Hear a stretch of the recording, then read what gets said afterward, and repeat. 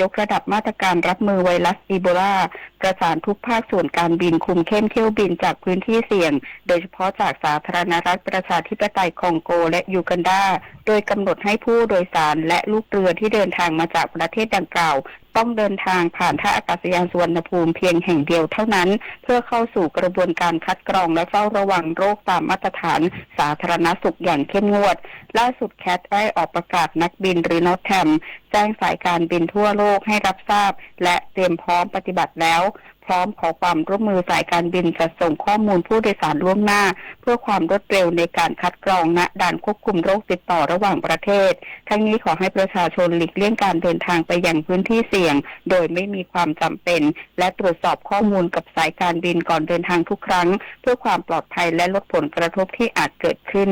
นพศรแก้วคำรายงานกระทรวงดิจิทัลเพื่อเศรษฐกิจและสังคมร่วมกับสำนักงานคณะกรรมการป้องกันและปราบปรามการฟอกเงินวางระบบรับกฎกระทรวงใหม่เพื่อคืนเงินเหยื่อสแกมเมอร์ได้ทันทีโดยไม่ต้องรอคำสั่งศาลเริ่มบังคับใช้วันที่ 12 สิงหาคมนี้นางสาวแนนบุญธิดาสมชัยรัฐมนตรีช่วยว่าการกระทรวงดิจิทัลเพื่อเศรษฐกิจและสังคมเปิดเผยถึงผลการประชุมคณะกรรมการป้องกันและปราบปรามอาชญากรรมทางเทคโนโลยีเพื่อติดตามความคืบหน้าการปราบปรามอาชญากรรมออนไลน์ว่ามูลค่าความเสียหายจากมิจฉาชีพออนไลน์ลดลงอย่างเห็นได้ชัดจากเดิมเฉลี่ยวันละ100ล้านบาทปัจจุบันลดลงเหลือวันละ25ล้านบาทซึ่งเป็นผลมาจากการปราบปรามอย่างจริงจังนอกจากนี้กระทรวงดิจิทัลยังร่วมกับสำนักงานป้องกันและปราบปรามการฟอกเงินหรือปปง.เตรียมความพร้อมรองรับกฎกระทรวงการคืนเงินให้แก่ผู้เสียหายจากอาชญากรรมทางเทคโนโลยีปี 2569 ซึ่งจะเริ่มบังคับใช้อย่างเป็นทางการในวันที่ 12 สิงหาคมนี้โดยกฎกระทรวงฉบับนี้จะช่วยลดขั้นตอนให้ปปง.สามารถคืนเงินที่ยึดมาได้ให้แก่ผู้เสียหายได้ทันทีโดยไม่ต้องรอคำสั่งศาลซึ่งปปง.จะเร่งออกหลักเกณฑ์ที่ชัดเจนเพื่ออำนวยความสะดวกในการคืนเงินให้กับประชาชนอย่างรวดเร็วที่สุดนันนภาแสนตุ้มรายงานกรมการจัดหางานขานรับนโยบายเรียนได้งบจบได้งานเตรียมส่งนักศึกษารุ่นแรกฝึกงานภาคเกษตรที่ประเทศญี่ปุ่นเดือนมิถุนายนนี้นายสมชายมรกตศรีวรรณอธิบดีกรมการจัดหางานเปิดเผยว่ากรมการจัดหางานเดินหน้าขับเคลื่อนโครงการ3 ม.ต่างประเทศหรือมีงานมีเงินมีวุฒิตามนโยบายเรียนได้งบจบได้งานของกระทรวงแรงงานโดยร่วมมือกับมหาวิทยาลัยเซาท์อีสต์บางกอกเตรียมส่งนักศึกษารุ่นแรกจำนวน14 คนเดินทางไปฝึกงานด้านห่วงโซ่อุปทานการเกษตรหรือซัพพลายเชนณประเทศญี่ปุ่นภายในเดือนมิถุนายนนี้เพื่อให้นักศึกษามีรายได้ระหว่างเรียนพร้อมรับประสบการณ์และวุฒิการศึกษา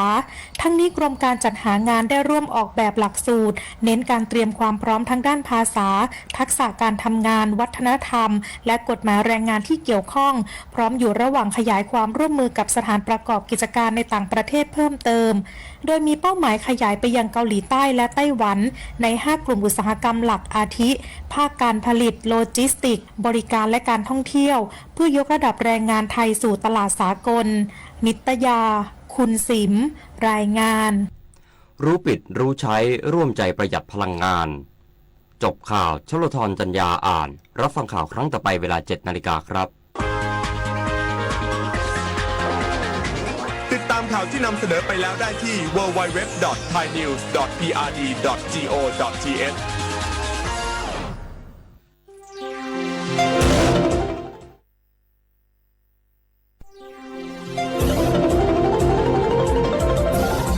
วิทยุแห่งประเทศไทย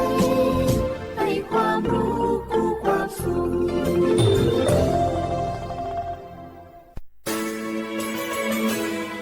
สถานีวิทยุกระจายเสียงแห่งประเทศไทยจังหวัดเชียงใหม่ AM 1476 กิโลเฮิรตซ์สถานีวิทยุภาคภาษาชาติพันธุ์แห่งเดียวในประเทศไทยที่มีความทันสมัยเชื่อถือได้สร้างอัตลักษณ์กลุ่มชาติพันธุ์สู่สากล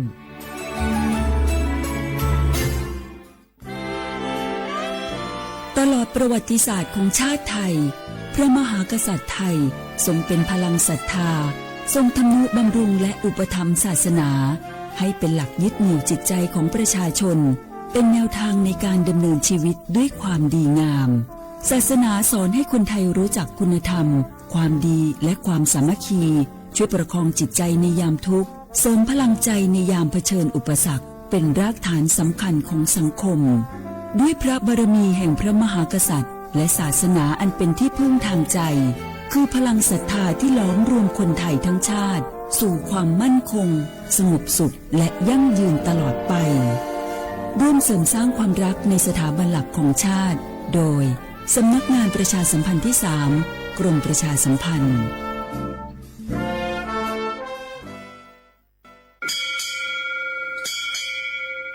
โอโบดะจ้า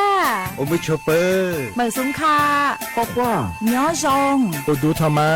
สถานีวิทยุภาษาชาติพันธุ์แห่งเดียวในประเทศไทย ทันสมัยเชื่อถือได้ แล้วพบกันที่สวทเชียงใหม่ AM 1476 กิโลเฮิรตซ์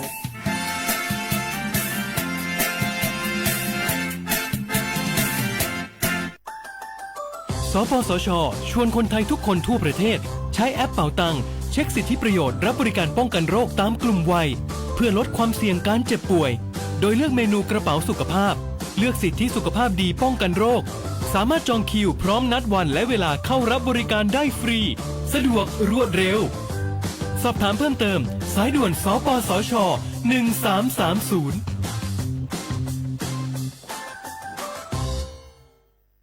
ผู้ใช้สิทธิบัตรทองหรือบัตร30 บาทวันนี้หากต้องการย้ายหน่วยบริการประจำไม่ใช่เรื่องยุ่งยากอีกต่อไปย้ายเองได้โดยวิธีง่ายๆผ่านระบบออนไลน์เพียงดาวน์โหลดแอปพลิเคชันสปสชหรือแอดไลน์สปสชพิมพ์ LINE ID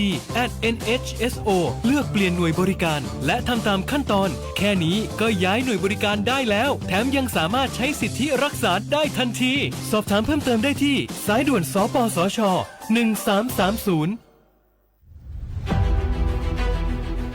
จังหวัดเชียงใหม่ขอความร่วมมือทุกภาคส่วนงดการเผาเพื่อลดปัญหาหมอกควันและมลพิษทางอากาศจากการเผาป่าและการเผาเศษวัสดุทางการเกษตรตามประกาศมาตรการสำคัญเพื่อควบคุมการเผาในพื้นที่ต่างๆโดยไม่อนุญาตให้มีการเผาใดๆทั้งสิ้นเพื่อเป็นการลดมลภาวะจากฝุ่นละอองขนาดเล็กหรือ PM 2.5 ตั้งแต่วันที่ 1 มกราคมถึง 31 พฤษภาคม 2569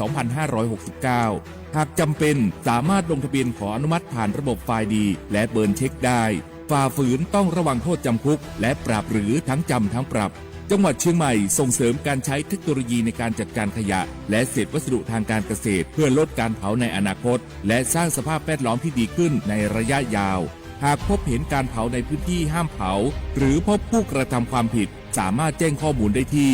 053-112-808หรือ 191 ตลอด 24 ชั่วโมง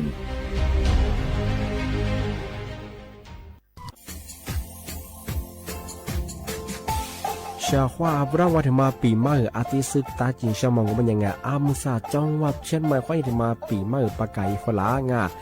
ที่5ที่นี่ของพวกควายยินว่า5 3次ที่นี่ซึ่งอีกคนอยู่ตรงนี้โฉดซึกูกว่ามาคืออาตุทัชโชดกกับปากกับเมียนเดสพิอาลุมีโดขยันโดอจิปโดกสัตว์ความแบบดิต้มแบบอาตุทัชโชบรง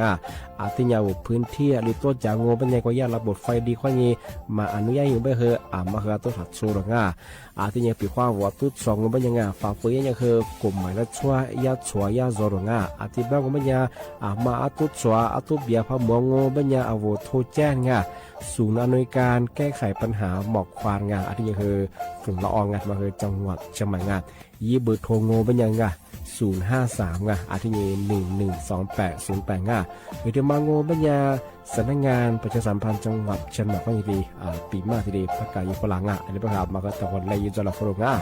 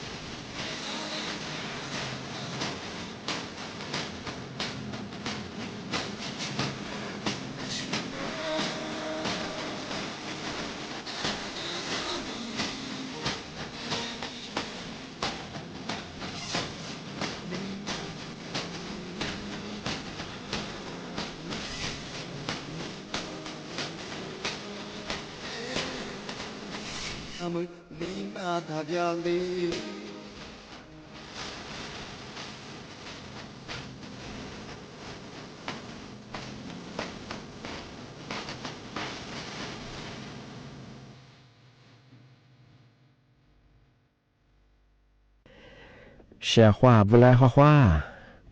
你呢宠物欢迎节目啊我历史我多次的话被拉我เอาลิสุงโอปากกาโกงโอบัญญาธาจิ้มหมายงะสถานีวิทยุกระจายเสียงแห่งประเทศไทยจังหวัดเชียงใหม่ว่าดูจ้าเอาลิสุงโอโดมังโอบัญญาธาหนีกาตัวอย่างวิทยุคือติกาอาทิตย์ทาฟิบูคือติกาตัวอย่างวิทยุงบัญญาคือ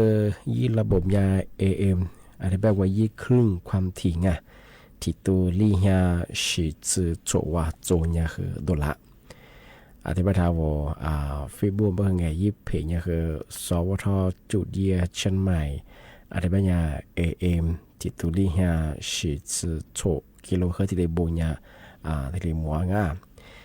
เอาลิซึ่งงมันเนี่ยคือนาทีเนี่ยควานี้นาเนี่ยสงบทีนี้เลยตัวอย่างทีนี้มาคือนี่เวลาจ่อในแนวที่ขวาที่มอลที่ขวาในแนวบ้านก็สวมโมขวานี่เจโมงที่แนวเลยดูยะที่มอลมันยังคือนี่โมขวานี่สามโมงที่มาคือในแนวที่ขวาที่มอลที่ขวาที่นี้ที่เลยตัวเจ้านี่เมที่นี้งอเป็นยังเอาลิซูอาบาเป็นยังว่าคือพลักกะนี่มีที่นี้บ้านคือลีฮาสสานี่มีที่นี้บ้านคือโถลานี่ยุโกนี่โตนี่จะโชโค ายบางมันจะคือหัวหานี่จะกูนี่ไม่ถึงมาคือหนังหัวยังไงวันศุกร์ที่29ไงเดือนพฤษภาคมไงพศก็คือ2569ที่กมาไงนี่ไม่คือหนังวันนี้สันไหนก็คือนาโชนี่วันนี้ก็คือนานี่ไงนาโชนี่นานี่ก็คือวันหยุดราชการทุกอย่างสภาสมามีก็คือนาโชนี่นานี่จะชอบไงอาจารย์แต่ก็ถือว่ามาเสบัญญัติเสนอหนังวันนี้ห้าไปบุกสถานที่ราชการวันนี้วชิตุลาเยียเนี่ยคือสมัครฟูงทำมาเตะทำมาเจเตะนะที่นี่เช้าของกันนี่ไหนคือนะทำมาปีใหม่ที่สื่อจีนชอบมางเป็นอย่างไรเมื่อสายาปอพอทำมาแจ้งเตยอยู่ฝรั่งนี่จะเห็นนี่ว่านี่ที่โชว์ฮาที่เนี่ยสังนี่มีกับพวกว่านี่คือเสนอวันนี้นาที่เนี่ยสังภาคเหนือ17จังหวัดมาคือฝาละจำเป็นที่เมืองฮาคือเลี้ยบรุงที่บ้านคือเมืองฮาก็พันเลี้ยงงูมันยังคือว่ามีเชื่อมังมีความเสี่ยงที่อาจจะเจียมังที่ที่กว่าอยู่บ้านนี้แล้วก็ฉีกว่ายามังที่ยังมีฮิโรฮาอยู่มาที่ลิจัวบรุงที่เป็นยาชื่อชื่อจังหวัดมังมาคือที่ยาฝาละจำเป็นบรุงอยู่ที่กังวมันยังไงแม่ห้องสองที่ยังคือเชียงใหม่เชียงรายที่ยังคือลำพูนที่ยังลำปางพะเยาที่ยังคือจังหวัดแพร่จังหวัดน่านอุตรดิตถ์จังหวัดตากที่ยังคือจังหวัดสุโขทัยที่ยังคือจังหวัดกำแพงเพชรที่ยังคือจังหวัดพิษณุโลกจังหวัดพิจิตรที่ยังคือจังหวัดเพชรบูรณ์ที่ยังคือจังหวัดนครสวรรค์ที่ยังคือจังหวัดอุทัยธานีมาคือชื่อจังหวัดอยากคือเป็นอยากคือนี่มีกับพวกคนยิงโชว์ฮาที่ยังบ่คือมีฮิโรฮาเยอะมาเมืองฮาเลียมาคือที่เรียบที่เป็นอย่างที่ว่าจิลุคุยเคยมีจ่าโซ่ว่าโยบะจ่าโซ่มาคือจากมองเปียความเมืองก็พอเลี้ยงเป็นอย่างถ้าสึกความเป็นงานจากกุศลบ่คือสักสุดเยอะมากอาจจะมาชิลบ่คือว่าโลหะกุยมาคือจากมองที่อย่างที่ว่าจิลุคุยเคยจะสบายเปียความเมืองญี่ปุ่นที่เชียก็พอเลี้ยงเป็นอย่างมาคือแต่ที่เลยจากมองฝาแล้วไปถึงจากเมืองก็พอเลี้ยงบ่คือจิลุคุยเคยจะสบายอาจจะลึกว่าพับบีหรือลิงโง่เป็นยังยิ่งเคยมีเขาจะเจอมาที่เกณฑ์นั่งที่เดียวกว่าเยอะไปจะสบายแล้วก็ฉี่กว่ายามางที่นกว่าเยอะเพราะเขาเนี่ยสัตว์สื่ออย่างนั้นมาคือที่เลยเกลียดหน้าบิยาที่เลยแจ้งตัวฝรั่งที่นี่มีกับพวกเขาเนี่ยโชว์ห้าที่ยังที่สื่อสิจังหวะมาคือจำหมดฝ่ายใต้ไปที่ยาที่แจ้งตัวฝรั่งที่นี่ที่มาเถอะเชื่อคืองที่ถึงมาแจ้งตัวอย่างนี่เมงเป็นยังคือวันสุดท้ายโลยามาถึงเนี่ยเฉพาะการที่ว่าโลทะเบียนไทยช่วยไทย plus มังรัฐบาลสุดซื้อลิตรซื้อมังมาว่าสมาสุยิ่งชิงไปคือมีสมังนี่มีถึงเนี่ยชีเดียวที่เนี่ยคือยิ่งเบสงบเป็นยังกว่ายิ่งดูยังยิงยาติไกจังที่เป็นยังคือนี่มีที่โฉมโมโฉมโมควานี่มันคือสักว่าซื้อหมดที่เรียกปุ๋ยอีเปียวสันในกับพวกยมไม่คือโรตีเบียมันน้องมือสั่งมันยังคือเมย์ยังคือยาบ้านลาลีลาสิ่งยังคิดเดียบที่บ้านยังชอบนี่มีที่ยังคิดว่ามาว่าโรตีเบียยิสูที่เนี่ยมายิบเบสไม่คือมาว่ายิงใจไม่คือไม่ยิงใจเสียชอบที่นี่ที่ถึงบางเป็นยังมาคือแต่เนี่ยฝาละจำงานมาคือเนี่ยที่ขวาเลยที่ปีนมาแจ้งตัวอย่างเมื่อสาที่รถทะเบียนไทยช่วยไทยอีจากคนได้ของมันยังคือที่นี่เจ้าคนได้ยากกลุ่มมิชาชีพมาคือลายยิงละคือโทฟลางนเนี่ยเจ้าหน้าที่ที่แอกระเป๋าตังถ้าบอกว่ากดตัวนี้สู้ถ้ากระสู้เขาเนี่ยโทฟลาเป็นยังไงมุสานุสามารถมายึดข้อมูลที่เกิดมาโลยึดข้อมูลแต่สุพลาเป็นยังไงที่ดวงเบื่อมาคือจำโมที่ชีพัฒน์จงเป็นยังไงมาคือถ้าส่งเยอะที่นี่คือในร่างกายยิ่งเลี้ยงคนยี่ท่านยิ่งดูยิ่งคือมีสมัยยิ่งมุสาเป็นยังคือหลักโซ่คือบิลห้าดอก mi hi chama samango benya no mo wa benya he avala wa yizi pe sama chema ni chema yi khomo so fola benya nge eti she pa chi chong benya nga ama he tha ni de ye awu yi khomo tha ge nga yi ba yi mi he ban chim ba le she tha ge shwa nga ama sa tu awu thai choi thai nga awu samango ma he thi ga zwa nga wa yi app กระเป๋าตังอ่ะถ้าดื้อเนี่ยคือสามารถว่าสิ่งแก่ว่าโว้ยคือเมียกว่าโซฟิบบุนไปไลน์ไปก็ย่าเว็บไซต์สุฟลามาอีลิงสุฟลาเนี่ยสามารถจะมันคือมังงาชกงามาตัวเชื่อพักจิตจบมันคืออะไรเนี่ยคือที่ผมมันคือกลุ่มมิชาชิงอ่ะหลักชมข้าโซเอาเวลาที่ลีคือร้านนี้ยี่จะมาจวงอ่ะอาจจะเป็นอาวุธชมแบงก็เอาจะแพ้มาสุดเลยปีมากง่ายยาละคือจำหมดจริงอ่ะมาสั่งโซสมัครจะมาถึงว่ายี่แอปกระเป๋าตัดกาจวงอ่ะถึงมาปีมากเจนตัวอย่างง่ะอาจจะเป็นอย่างเช่นง่ะมาทำไม่ได้ง่ะนี่มีก็คือวันสุดท้ายง่ะอันนี้ก็คือที่โชว์ฮาทีนี้กับเพื่อนมาคือที่เริ่มใช้ที่โยงอ่ะอาจจะเป็นอย่างคือย่าฟุตบอลกันมาไม่ง่ะที่ว่ามาละติดตัวอาบาลีมาที่เล็กแบบเฉพาะงานอันนี้ก็คืออาบาที่มาคนนี้ที่ตัวกับมาคือว่าอาลีก็คือที่ตัวมาคืออยู่กุลีจีบเฉพาะงานปีขวัญน้อยอยู่มันก็คืออาบาที่มาที่อยู่แบบคือที่เลยอยู่มันน่าดูง่ะที่อยู่มันน่าเฉพาะงานอาบาก็ถึงมาซาอยู่กุลีจีเฉพาะงานที่ตัวบางงานอันนี้ก็คือที่นี่มาอยู่แบบคือนี่แค่บาซาที่เลย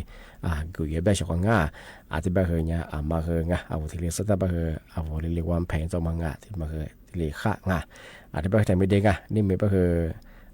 วันสุดท้ายไงทีนี้มันคือลาซึโมแบบคือยากกว่าปิดรถทะเบียนที่ดีย่องจะมาเจนเตยยังแบบคือมาบอกว่ารถทะเบียนสูงเอาสุดแพ้นั่นยิงโนรถทะเบียนยูโนยืนยันสียืนแบบคือเอาทีละแต่ถ้ายืนจะยามเป็นเด็กมาซึ่งจะไม่ได้แบบโอ้งงว่ายิงคุยจะเว้แบบไงทีเลยอีมาคือจวงงามซึ่งอันนี้แบบคืองงคือมาทีละปีบ้าเจนเตยยังที่เป็นอย่างเช่นว่ามาสักนั่นแหละคือหมกว่าตัวเกิดนังเอาไว้ช่วยว่าถ้าวิธียุให้นาจาสูงถ้าไล่สวดตุยสุดละคือขวางงที่นี่ถ้าเอาวิธีนาจาสูงมาสักคือ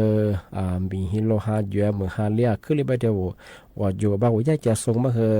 ที่ก็ต้องมันยังยิ่งเสียมาคือละเสือละมาสึงอ่ะที่ก็ต้องเสียมาละมาคือจวงงานมาคือที่มีฮิโลฮาเยอะปุ่นงานมาคือเต้ทำมาแบบช่างงานอันนี้เป็นการมาซะมันกว่าแต่คนเล่นนั้นยังช่างงาน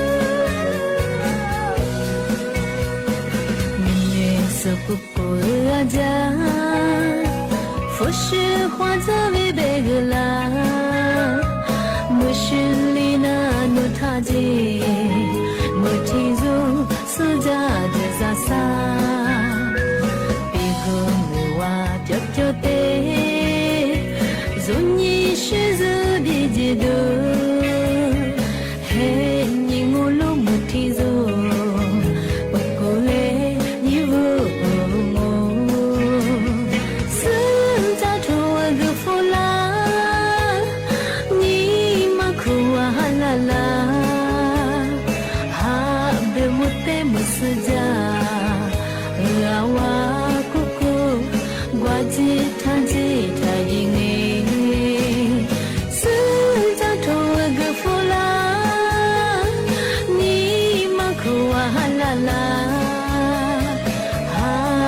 mutte musaja lawa poko gwaji thaji thayinga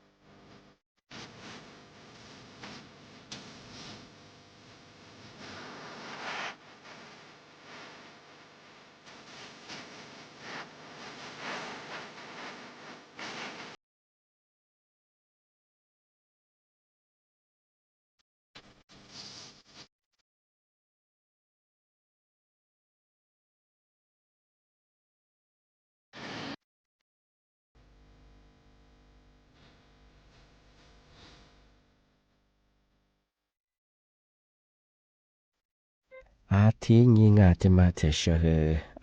ยี่สิบหัวปีมาเจนตีอย่างแต่ก็ถือว่าเป็นอย่างที่ลิบยาสุดเลยยี่ก็ไฟฟ้างูเป็นยังไงกว่ายี่สารนิโคตินมาถึงมาจูบลงบุหรี่ไฟฟ้าสักสัญญาแบบสุกุยงูเป็นยังที่5%จูบลงกว่ายี่สารนิโคตินมาที่เป็นยังเฉพาะมาเอาชีสเลงโอเป็นยังเอาวุ้นนุ่มยี่ห้อเบียร์บลงเอาซื้อที่หัวเนื้อสมาธิหัวสร้างยาเอาลิชิถูสู้แบบสู้แล้วสู้หัวเนี่ยสู้มาได้สิ่งก็สู้มาได้สิ่งวุ้นนุ่มมาหัวอีความจำมันจงนู่นจะไม่ว่าจะถือเป็นนิมิตเดียววิธีมายี่สารมาเอาวุ้นนี่ที่เลยมาข้ามาที่เลยเยอะสิ่งที่แบบว่าเนี่ยเฉพาะมาชีจับหัวเนี่ยหัวหนาขึ้นยันตะไลยังบางมาเยซูชั่วโมงมาลิปาลิมามาจันนี่จะชื่ออะไรที่ตัวนี้บุหรี่ไฟฟ้ามันแบบมันสับจันนี่แบบที่เลยขวดแก้เนี่ยคือชียามาคน做สิ่งยามาซึ่งชีเนี่ยว่าเทียเป็นยังสุดสมัยที่บุหรี่คนได้ยังไงว่ายี่สารนี่เขาจะมาทิ้งให้ไปสู่做สิ่งแต่ยากุญยังแบบนู้นสุดจะนู้นยังสัตว์ที่ชุดยางงบยังยิ่งสั่งงอคูบชุดงบยังเถอะวุ้นเบียร์ที่นี่สมาธิสร้างยังนาเกนางมีอาชีพมีจะเกี่ยวกับที่เป็นยังมาชิมยังคือข้างคืออันตรายยังปัจจัยยังที่มาถึงมาแจ้งตัวยังที่นี่บุรีที่เราอยู่กุเลยมันง่ายช่วงยาบ้าก็แทงว่าบ้าอยู่กุชิวงบยังที่ชุกุเรางบยังจักว่าอย่าพี่มีหัวชินใช่บ้างว่าที่ชินใช่สิ่งที่บุรีไฟฟ้าก็ยังก็มาชินใช่แต่มาชินส่วนที่เล็กน้าบ่ลงมาคือมีความเสียคือจ้าที่แบบงบยังมาคือหนาแล้วมาจากแล้วมาดูแล้วมาก้าแล้วมาเฉียงมาคือเอากุดีกุมีอะไรไปอยู่มันโจที่นี่คือเวลาเอากุดีเบียจะแบบคือเนี่ยคือหนาบ่ลงที่ก็ถือว่างูมันยาวจากเชื่อว่าต่อมาได้ยี่ขึ้นแม่ยี่แม่สลงูมันยาจ้าวูดูมาโจชื่อดูมาโจบ่ไงผู้บ่มโจบ่ลีอ่ะเถอะลูกเขยจัวลูกเขยจำนายวูจ้าพี่วูจ้ากูเลยงูแม่เถอะสุดยังกันเด็กจะสุดยังกับฟ้ามังละชัวเบียร์ชุกฟุบเบียร์ยังไงที่เป็นยังมือสัตว์เลยมาที่ลีพายจังโอ้เป็นยังมีหนาตัวที่นี่คือบางมาอยู่ส่งชุ่มที่ลีกับตัวจวงมาจากนี้จากที่พายจับเป็นยังมีไหนจริงพม่าก็เป็นยังก็จะคือพายจับก็จะคือสอนเลยสิสุกุดีก็มีทำไมถึงมาเจนเตยเยช่างแต่มาที่ช่างโอ้เป็นยังมีส่งที่บอกว่าละเหมาก่อนใส่ส่งหินชาสุบทำมาแต่จำมงแมงว่าถือว่าปากกาอยู่แล้วมาสัตยากว่าแมงว่าโซยิบผิวถือมายารู้ได้สิ่งยาแบบบางเธอยาเจ้าของบ้านกว่าหินสุภาพแบบนี้คือเธอยากว่าหินชาสุมาพูดละเหมามามันลำมางวยี่ลิงสุดแบบนี้ที่กว่าฟิบัวที่ประกาศได้สิ่งก็เนี่ยแบบว่าหินชากว่าจีแบบเธอนอหินติดเชื้อแบบยี่สิบมันฟ้าว่าอย่างที่จะยังไงสิ่งก็เนี่ยยี่ตัวนี้แบบเธอกว่าหินชาสุมาหินติดเชื้อยี่เชื่อละสิ่งของแบบชอบมองแบบยังมียี่สุงแบบยังว่ามันมัวเดียวว่ากุชิพายสร้างแบบยังที่ว่าแล้วแต่เย่สิ่งของพัดเยอะมันยังนิวที่ใช้ยี่ว่าสิ่งปีขวานูอะไรที่จะเกิดแบบกูที่ออกมาคือนี่แหละยี่จวนนางว่าสุดท้ายทุกคนยี่จวนกี่เช่ยี่ละน่าเห็นดูสิมันแล้วพัดเยอะมันยังปีขวานูอะไรเกิดแบบเมื่อมาเซอร์สิ่งของที่มาสาธยาพูดลำบากที่มันช่วยเกลี่ยในสิ่งยี่ก็ถึงไม่ได้ยี่เฉยไม่น้อยยี่คือโรคประจำตัวอาชีพน่าจะมาเซอร์สิ่งของน้อยยี่คือที่แหละสิ่งของสิ่งอะไรสารยี่ลิงสิ่งแบบส่วนมาเซอร์แบบยี่ชาสุมามันลาเป็นยี่คือสุดที่ก่าวอย่างสิ่งกันยังแบบที่ว่าอย่างที่ชาวยี่แบบน้อยหินที่ยี่ชื่อเราส่วนบางอะไรแบบมาที่เล็กจิ๋มสิ่งว่าชิมยี่คือ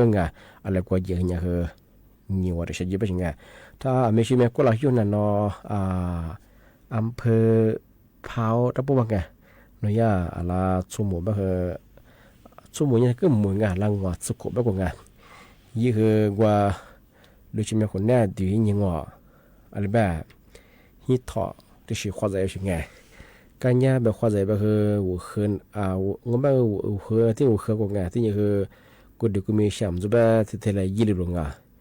ยี่ลิบงั้นแบบเนี่ยชื่อความกันเลยเมื่อใจสมจงการย่าแบบว่าโซว่ามีชื่อความโซที่โบราณยี่มูลใช่ไงมูลสุดยิ่งยากที่หนุ่ยกู้ภัยยิ่งทุบฝุ่นยิ่งลาจิยิ่ง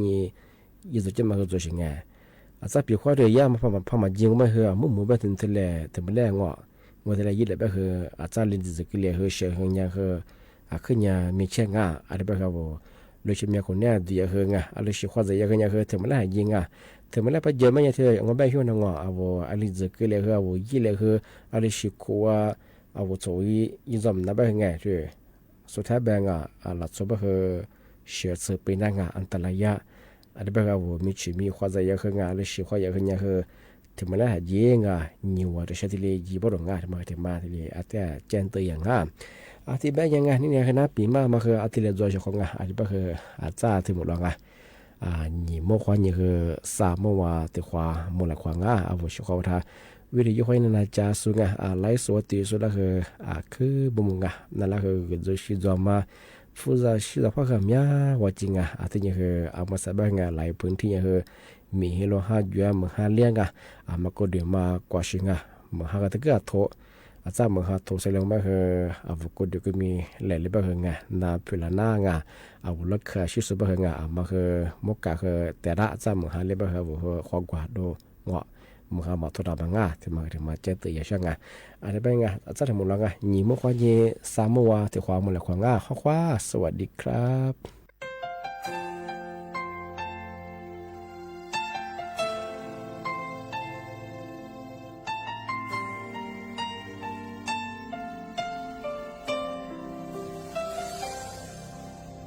นูพิโลบยานีนูนีมาจานี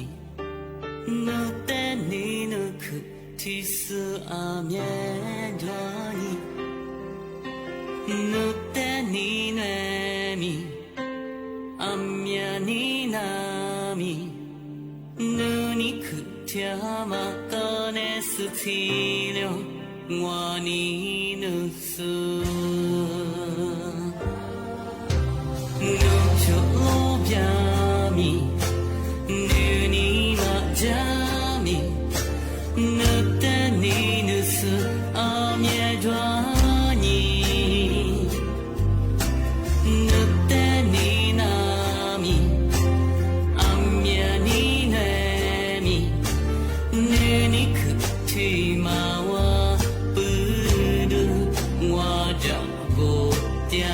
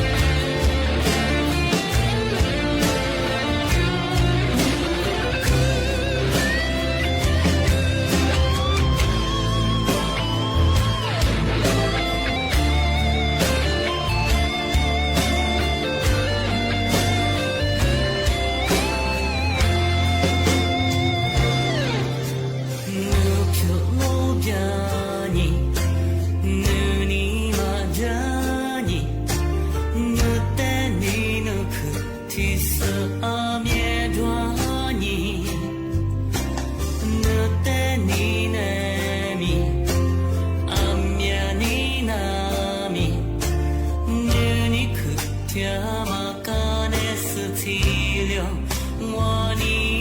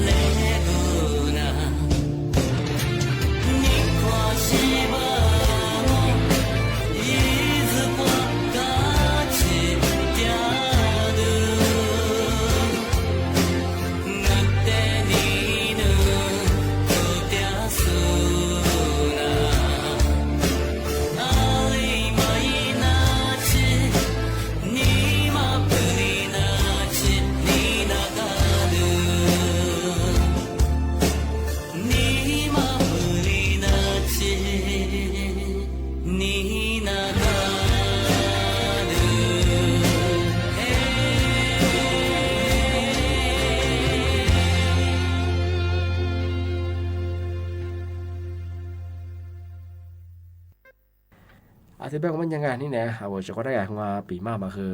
ที่แลจงที่แบบจ้าที่มันเนาะหนีมั่วควายนี่คือ3มั่วแต่ความมั่วแหละควายนี่แน่我就觉得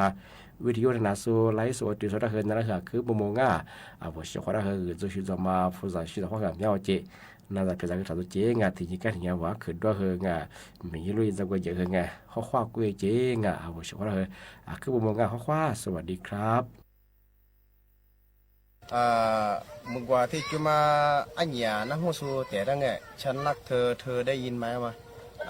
ว่าอันยาก็บ่มงที่กว่ามัง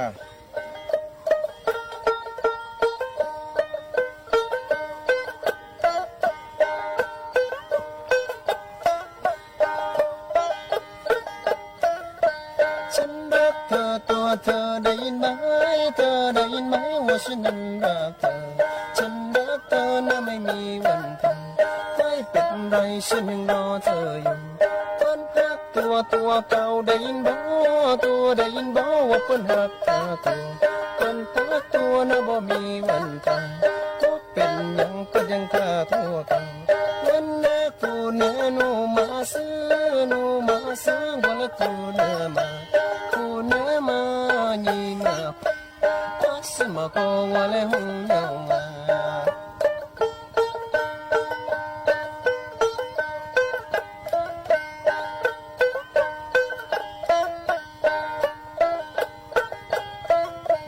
ฉันรักเธอตัวเธอได้ยินไหม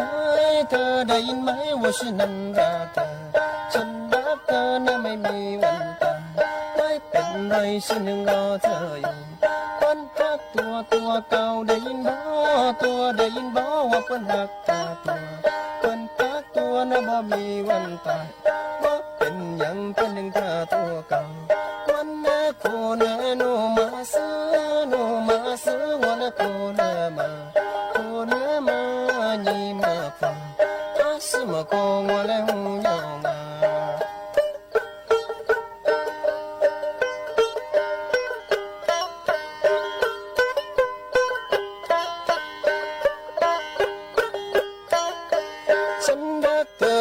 เธอได้ยิน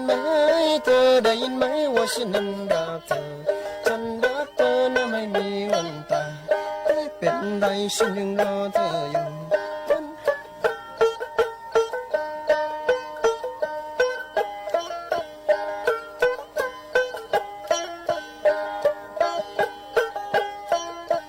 ฉันรักเธอตัวเธอได้ยินไห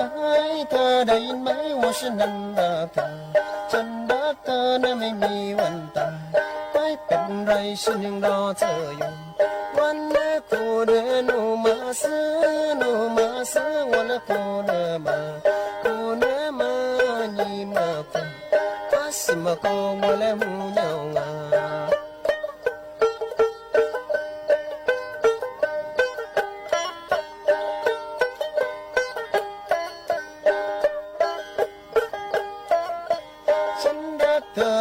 เธอได้ยินไหมว่าฉันนั้นรักเธอ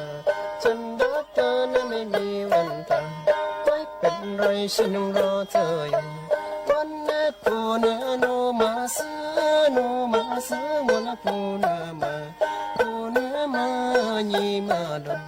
อาสมกองว่าလဲဟုံယောင်มา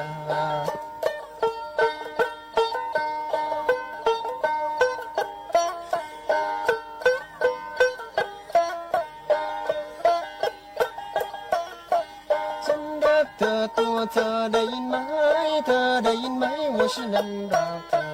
ฉันรักเธอนะไม่มีวันตาย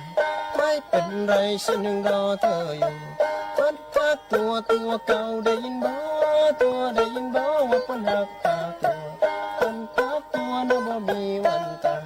ก็เป็นหยังเพิ่นยังฆ่าตัวเก่าวันนี้กูเนี่ยหนูมาซื้อวันนี้กูเนี่ยมาညီมาดมอาสมกองว่าလဲဟုံယောင်มา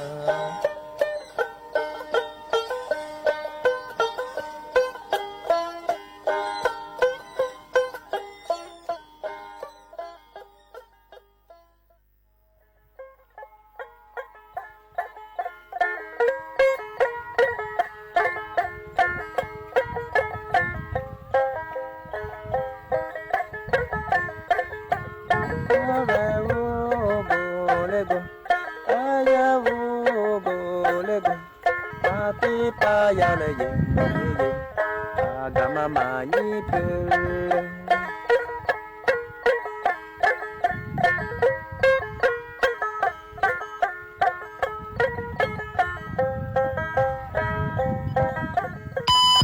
7 นาฬิกา